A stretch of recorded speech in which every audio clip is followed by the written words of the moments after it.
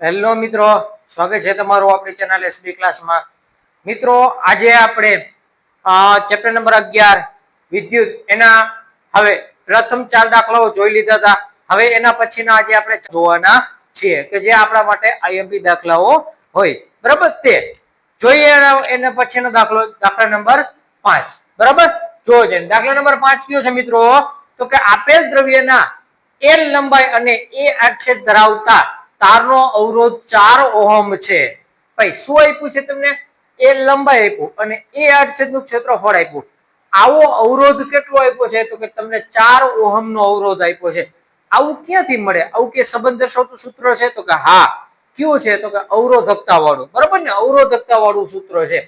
અને તો આ જ દ્રવ્યના L/2 એટલે કે L ના છેદમાં 2 લંબાઈ અને 2A આડછેદ ધરાવતા તારનો અવરોધ કેટલો થશે એ આપણે કહેવાનો છે. ચલો, હવે તમને ખબર પડી જાય અહીંયા લંબાઈ આપી છે અને આડછેદનું ક્ષેત્રફળ આપ્યું છે. એના ઉપરથી તમને અવરોધ આપ્યો છે એટલે અહીંયા સૂત્ર કયું લાગશે? તો કે અવરોધકતા વાળું સૂત્ર લાગશે. કયું સૂત્ર લાગશે? અવરોધકતા. હાલો, અવરોધકતા વાળું સૂત્ર કયું હતું? તો કે ρ બરાબર RA/L હતું કે નતું? તો કે હા હતું. પણ મિત્રો અહીંયા તમને અવરોધ આપ્યો છે. કેટલા ઓહમ આપ્યો છે? 4 ઓહમ આપ્યો છે. એનો મતલબ એમ કે તમે અહીંયા R ને શું બનાવો? કરતા બનાવો. તો ચાલો R ને કરતા બનાવો તો શું આવશે? તો કે R બરાબર આ ρ એમ નામ ઉપર શું આવશે? તો કે L આ છેદમાં વહી આવે એટલે કેટલા આવશે? છેદમાં કેટલા આવશે? A. બરાબર, હાલો રેડી. હવે L લંબાઈ, તો કે L લંબાઈ A આડછેદનું ક્ષેત્રફળ, A આડછેદનું ક્ષેત્રફળ આવ્યું. બરાબર, ધરાવતા તારનો અવરોધ કેટલા ઓહમ આપ્યો છે? 4 ઓહમ. એટલે કે આના બરાબર 4 ઓહમ તમને આપેલું છે. કેટલા ઓહમ આપેલું છે? 4 ઓહમ આપેલું છે. ચલો, આટલું તમને મિત્રો સમજાણું કે ન સમજાણું? બરાબર, તો ધ્યાન રાખજો કે આ R બરાબર 4 ઓહમ ક્યાંથી આવ્યું તે. હવે મિત્રો વાત કરીએ તો આ જ દ્રવ્ય ઈ જ રાખવામાં આવ્યું, કાંઈ બદલાવવામાં આવ્યું નહીં. એની લંબાઈ શું કરી નાખ્યું? તો કે લંબાઈ અડધી કરી નાખી એટલે કે L/2. બરાબર ને, તો લંબાઈ કેટલી કરી નાખી હવે? તો કે L/2 કરી નાખ્યું. અને આડછેદ કેટલું કરી નાખ્યું? આડછેદ કરી નાખ્યો 2A. બરાબર ને, આડછેદ કેટલો કરી નાખ્યો? 2A. હવે તારનો અવરોધ શોધવાનો છે. એટલે કે હવે તમારે R શોધવાનો છે. હવે તમારે શું શોધવાનો છે મિત્રો? R શોધવાનો છે. કેના ઉપરથી? તો કે ભાઈ ખબર જ છે, આવું સંબંધ દર્શાવતું સૂત્ર એટલે કયું? તો કે અવરોધકતા વાળું. અવરોધકતા વાળું સૂત્ર કયું હતું? તો કે ρ બરાબર RA/L હતું. R ને કરતા બનાવો, તો કે R ને કરતા બનાવ્યું તો કે ρ આની બાજુ L છેદમાં કેટલા આવશે? A. પણ અહીંયા શું છે? તો L તમને કેટલા લેવાના કીધા છે? તો કે L/2. તો અહીંયા આવશે L/2. અને અહીંયા આડછેદનું ક્ષેત્રફળ કેટલું છે? તો કે 2A. તો અહીંયા આવશે 2. ચાલો, આટલું ક્લિયર થઈ ગયું મિત્રો કે નહીં? Okay, ready. હવે જો અહીંયા અંશનો છેદ ક્યાં આવે? છેદમાં. અંશનો છેદ ક્યાં આવે? જો આ અંશ બરાબર એનો છેદ ક્યાં આવે? તો કે છેદમાં આવે. તો 2 ક્યાં વહી આવશે? તો કે છેદમાં વહી આવશે. એટલે 2 ગુણ્યા 2 કેટલા થઈ જશે? 4 થઈ ગયા કે ન થઈ જાય? તો R બરાબર ρ L/4A. L/4A. હવે મિત્રો તમે આને આવી રીતે લખીએ કોક નો લખીએ 1/4 આ ρ એમ નામ ઉપર L છેદમાં કેટલા છે? A. ρ એમ નામ L ના છેદમાં A. આવું ક્લિયર આટલું? હવે જુઓ આના બરાબર કઈક આપ્યું છે. ρ L/4 બરાબર કેટલા અવરોધ આપ્યા છે? તો કે 4 ઓહમ આપ્યા છે. મૂકી દો અડવેકન 4. તો R બરાબર 1/4 એમ ના મને આના બરાબર કેટલા આવે? ગુણ્યા 4. હાલો 4 4 કેન્સલ. તો R બરાબર કેટલા આવશે? તો કે 1 ઓહમ. R બરાબર કેટલા આવશે મિત્રો? 1 ઓહમ. એટલે કે જ્યારે તમે દ્રવ્યની લંબાઈ અડધી કરી નાખો છો અને આડછેદનું ક્ષેત્રફળ વધારી દો છો ત્યારે તે અવરોધ કેટલો થઈ જાય છે? 1 ઓહમ જેટલો થાય છે. ચાલો, આ તો દાખલો મિત્રો આપણા માટે આઈએમપી. કેવો? આઈએમપી. બરાબર ને, 2 માર્ક્સ માટે અથવા તો 3 માર્ક્સ માટે. સિમ્પલ 2 માર્ક્સમાં જ પૂછાઈ જાય. ચાલો, ક્લિયર? સાવ સહેલો દાખલો છે. અહીંયા થોડુંક એવું ધ્યાન રાખવાનું છે.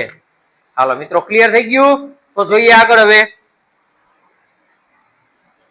મિત્રો દાખલા નંબર 6 શું છે તો 20 ઓહમ અવરોધ ધરાવતો એક વિદ્યુત બલ્બ છે અને 4 ઓહમ અવરોધ ધરાવતો એક વાહક તાર છે બરાબર એની આરે 6 વોલ્ટની બેટરી જોડેલી છે તો એ પરિપથનો કુલ અવરોધ શોધવાનો છે બી પરિપથમાંથી વહેતો વિદ્યુત પ્રવાહ શોધવાનો છે અને વિદ્યુત બલ્બ અને વાહકના બે છેડા વચ્ચે વિદ્યુત સ્થિતિમાનનો તફાવત ગણવાનો છે બરાબર તો જો એમાં સૌથી પહેલા આપણે આકૃતિ દોરી નાખીએ એટલે મજા આવે કાંઈક આપણે હાલો એક ભાઈ બેટરી છે આ બેટરી આરે એક બલ્બ જોડેલો છે બરાબર આ બલ્બ જોડેલો છે આ બલ્બ આરે બીજો એક વાહકતાનો અવરોધ છે બરાબર વાહકતાનો અવરોધ છે હાલો આ વાહકતાનો અવરોધ છે હાલો આ બલ્બ જોડેલો છે એનો કઈક અવરોધ તમને આપી દીધેલો છે મિત્રો આ બેટરી કેટલા વોલ્ટની છે તો કે 6 વોલ્ટની બરાબર વિદ્યુત બલ્બનો અવરોધ 20 ઓહમ છે એટલે કે R1 આને કહી દો તો R1 20 ઓહમ છે અને આ તારનો અવરોધ R2 છે એ કેટલા ઓહમ છે તો કે 4 ઓહમ છે કેટલા ઓહમ છે 4 ઓહમ છે તો પેલું પરિપથનો કુલ અવરોધ શોધવાનો છે કેટલો પેલું એ પરિપથનો કુલ અવરોધ હાલો મિત્રો પરિપથનો કુલ અવરોધ કેટલો થશે તો કે R બરાબર R1 પ્લસ R2 બરાબર R1 કેટલા છે તો કે 20 છે પ્લસ R2 કેટલા છે તો કે 4 છે 20 ને 4 24 ઓહમ આ આવ્યો શું તો કે પરિપથનો અવરોધ આ શું આવ્યું મિત્રો પરિપથનો અવરોધ આવ્યો બીજું શું તમને પૂછ્યું છે તો કે પરિપથમાંથી વહેતો વિદ્યુત પ્રવાહ તમારે શોધવાનો છે વિદ્યુત સ્થિતિમાનનો તફાવત V આપી દીધો તો કે હા એમાંથી અવરોધ તમને R આપી મળી ગયો તો કે હા મળી ગયો જો આયા તો આપણે શું શોધવાનું છે વિદ્યુત પ્રવાહ કેના નિયમ ઉપરથી ઓહમના નિયમ ઉપરથી બરાબર ને બી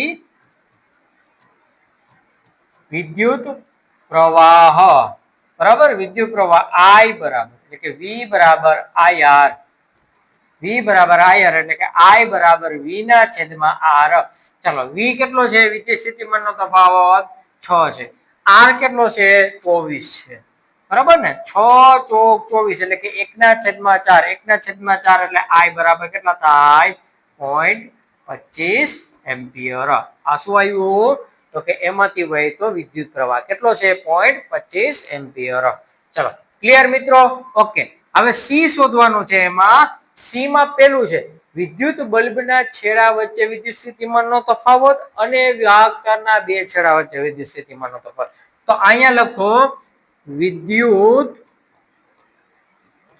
બલ્બના બે છેડા વચ્ચે વિદ્યુત સ્થિતિમાનનો તફાવત હાલો હવે આને R1 કહી દીધું બરાબર બંને અલગ અલગ વિદ્યુત સ્થિતિમાનનો તફાવત લાગશે તો કે હા તો કે આપણે એને કહી દઈશું V1 બરાબર IR1 હાલો V1 એમ નામ I કેટલા છે તો કે I પહેલા 0.25 છે અને R1 કેટલા છે R1 છે 20 હાલો 0.25 એટલે આવી રીતે લખી શકું કે ન લખી શકું તો કે 25/100 એને ગુણ્યા 20 હાલો 0 0 ગયા તો કે હા ગયા બરાબર હવે શું કરશો તો કે 25 દુને 50 25 દુને 50 50 ની પાછળ આની બાજુ એક 0 કાઢ નાખીએ એટલે ભાઈ અહીંયા પોઈન્ટ કપાઈ જાય એટલે કે 5 એમ્પિયર 5 વિદ્યુત સ્થિતિમાનનો તફાવત 5 વોલ્ટ આવે કેટલો વોલ્ટ આવે 5 વોલ્ટ આવે એટલે કે અહીંયા 5 વોલ્ટ આવશે કેટલા વોલ્ટ આવશે વિદ્યુત સ્થિતિમાનનો તફાવત 5 વોલ્ટ આવશે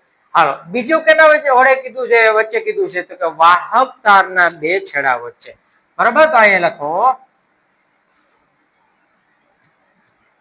વાહક તારના બે છેડા વચ્ચે વિદ્યુત સ્થિતિમાનનો તફાવત V2 બરાબર એટલે કે V2 બરાબર IR2 હાલો V2 એમનામાં I કેટલા હતા તો કે I હતા 0.25 R2 કેટલા છે R2 છે 4 હાલો 25 ચોક કેટલા થાય 100 અને 0.2 ખસેડી લ્યો આની બાજુ એટલે કેટલા આવશે 1 V2 બરાબર 1 વોલ્ટ કેટલા વોલ્ટ આવશે 1 વોલ્ટ એટલે કે આ છેડા વચ્ચે 1 વોલ્ટ છે કેટલા વોલ્ટ છે 1 વોલ્ટ અને આ છેડા વચ્ચે કેટલા વોલ્ટ છે 5 વોલ્ટ હશે ચાલો રેડી મિત્રો તો આ હતો આપણો દાખલા નંબર 6 બરોબર ને આ હતો આપણો દાખલા નંબર 6 જોઈએ હવે દાખલા નંબર 7.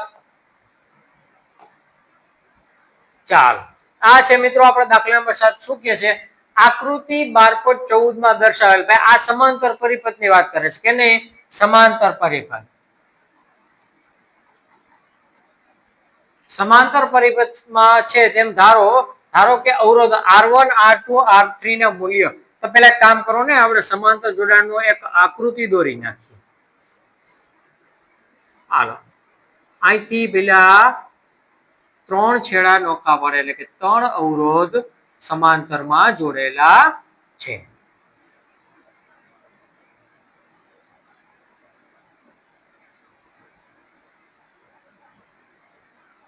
હા,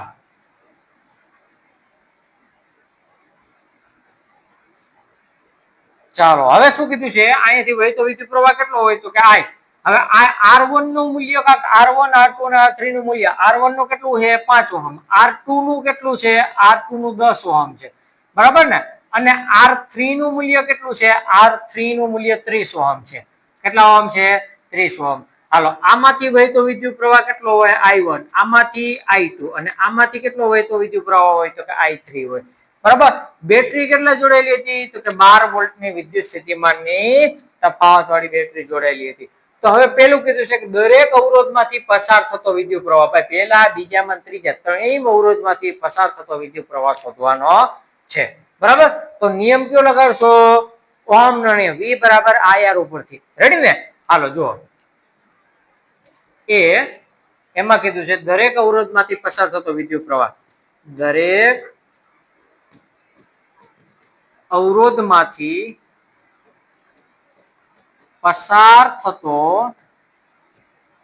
વિદ્યુત પ્રવાહ એમાંય કીધું છે પ્રથમ અવરોધમાંથી, બરાબર ને?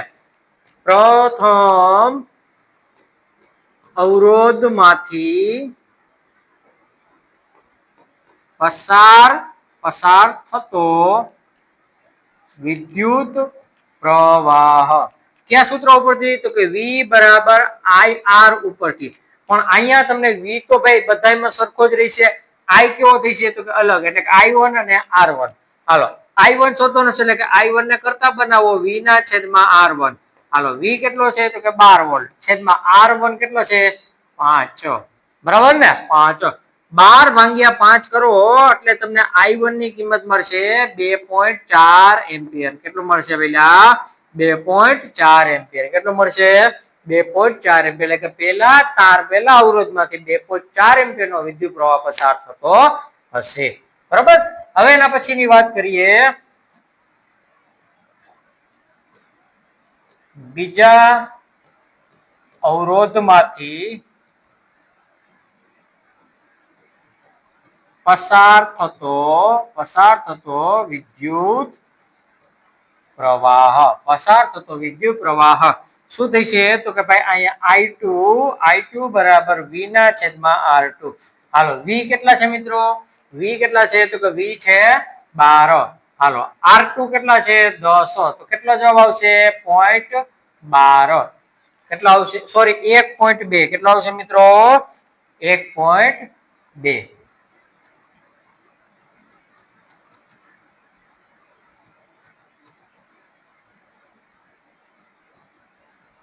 પસાર થતો વિદ્યુત પ્રવાહ 1.2 એમ્પિયર નો હશે. હાલો, હવે ત્રીજામાં જોવાનું છે કે ત્રીજા અવરોધમાંથી પસાર થતો વિદ્યુત પ્રવાહ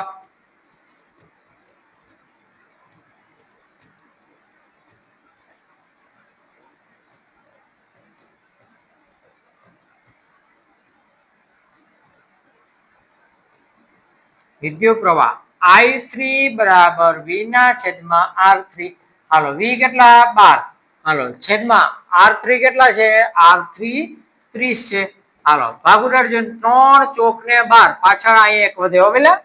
હા, એટલે કે 4 ના છેદમાં 10. 4 ના છેદમાં 10 એનો મતલબ એ કેવો નીકળે? તો કે 0.4 એમ્પિયર. કેટલા એમ્પિયર? 0.4 એમ્પિયર. હાલો, 3 3 વિદ્યુત પ્રવાહ મળી ગયા? તો કે હા, મળી ગયા. રેડી? હવે જો બી શું કીધું? પરિપથનો કુલ વિદ્યુત પ્રવાહ શોધો, બરાબર ને? તો બી પરિપથનો કુલ વિદ્યુત પ્રવાહ કુલ વિદ્યુત પ્રવાહ કેના ઉપરથી? તો કે ભાઈ તમને I તો મળી ગયો છે, બધાય મળી ગયા છે I, તો કે હા મળી ગયા છે બરાબર. તો I બરાબર I1 plus I2 plus I3. I1 કેટલા છે? તો કે 2.4 I2 કેટલા છે? તો કે 1.2 પ્લસ I3 કેટલા છે? 0.4. હાલો છે પેલા પોઈન્ટ નો 4 ને 2 6 6 4 10 10 ની શું વધી પડી 1 બરાબર. એટલે પોઈન્ટ પછીના બધા આંકડા નીકળી ગયા, પોઈન્ટ જ નીકળી ગયો બરાબર. 1 અહીંયા 1 એટલે 2 2 ને 2 કેટલા થાય છે? 4 એમ્પિયર. કેટલા એમ્પિયર? I. વિદ્યુત પ્રવાહ કેટલો હશે? તો કે 4 એમ્પિયર નો હશે. હવે ત્રીજું મિત્રો શું કીધું છે? તો કે ત્રીજું પરિપથમાંથી કુલ અવરોધ તમારે ગણવાનો છે. કુલ અવરોધ. હાલો તો કુલ અવરોધ કેના ઉપરથી મળશે? સમતુલ્ય અવરોધ. તો પેલા તો એક સૂત્ર ઉપરથી ને મળી જાય. કેના ઉપરથી? સૂત્ર ઉપર સમાંતર જોડાણનું સમતુલ્ય અવરોધનું સૂત્ર 1/RS બરાબર 1/RP બરાબર 1/RP બરાબર 1/R1 plus 1/R2 plus 1/R3. અહીંયા બીજી રીતે મેળવવું હોય તો કે અહીંયા I તમને મળી ગયો તો કે હા મળી ગયો. બીજું વિદ્યુત સ્થિતિમાનનો તફાવત કેટલો આપ્યો છે? 12. તો ઓહમના નિયમનું સૂત્ર લગાડી દો એટલે તમને શું મળી જશે? અવરોધ બરાબર. ચાલો